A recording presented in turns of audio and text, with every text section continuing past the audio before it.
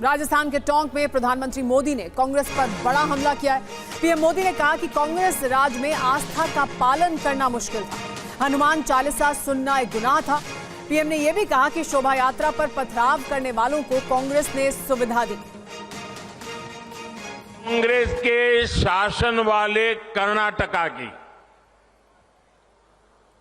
कुछ दिन पहले वहां एक छोटा दुकानदार, उसको सिर्फ इसलिए बुरी तरह से पीटा गया, लहूलुहान कर दिया गया, क्योंकि वो अपनी दुकान में बैठे बैठे हनुमान चालीसा सुन रहा था।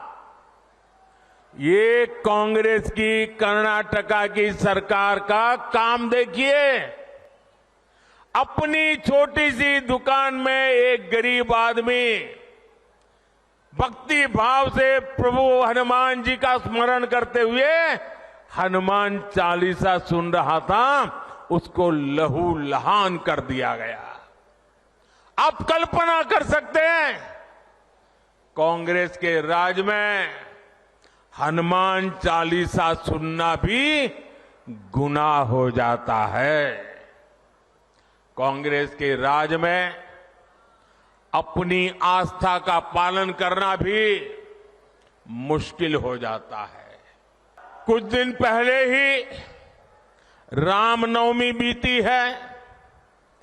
कांग्रेस के जाने के बाद पहली बार शांति से शोभा यात्रा निकली है पूरे राजस्थान में, वरना पहले और चुनाव की आपाधापी गर्मी होने के बावजूद भी कांग्रेस ने तो, और हमारे यहां तो सूरज की पहली किरण का स्वागत भी राम राम सा से होता है। राम राम सा, कोई किसी को मिले तो पहले मुंह से निकलता है राम राम सा।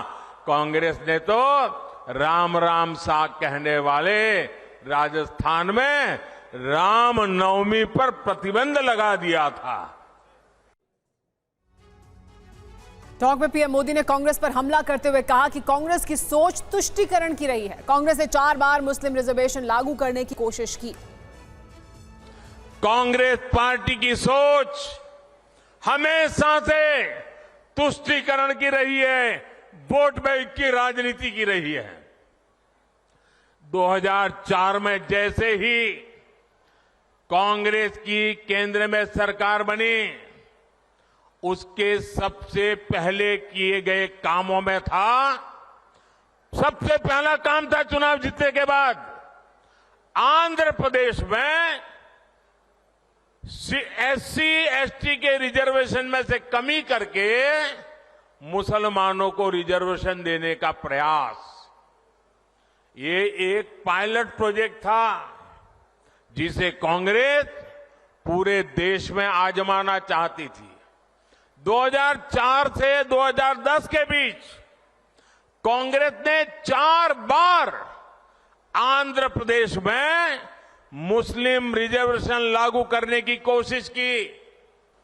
साथियों, कांग्रेस की इन साजिशों के बीच मोदी आज आपको खुले मन से गारंटी दे रहा है, दलितों, पिछड़ों और आदिवासियों का आरक्षण न खत्म होगा। ये मोदी की गारंटी है। आरक्षण न खत्म होगा और न ही उसे धर्म के नाम पर बांटने दिया जाएगा। ये मोदी की गारंटी है। 2020 में आरक्षण की संवैधानिक समय सीमा खत्म हो रही थी